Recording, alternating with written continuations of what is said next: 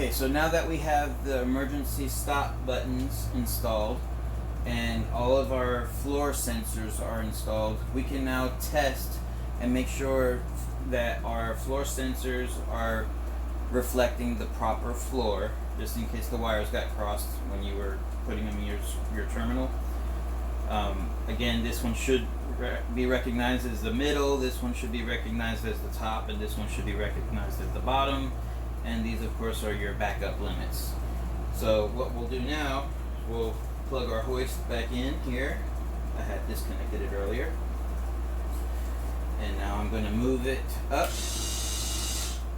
Now that I have the second floor light activated, I'm going to hit my emergency stop, and it tells you what floor it detects. Reset that. It's at the top floor. We're going to move all the way down to the bottom floor.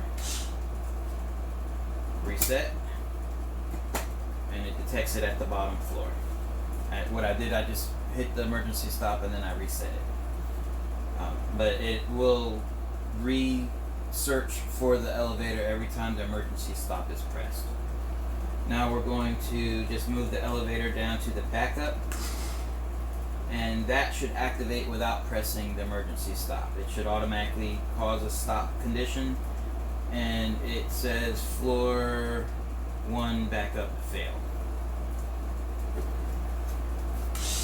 We'll go to the very top, and now it should say the top floor backup failed. And that will tell you that you have all of your sensors in the correct location. If you stop your elevator on the bottom floor and the screen says it's top floor, then you know you have your sensors backwards.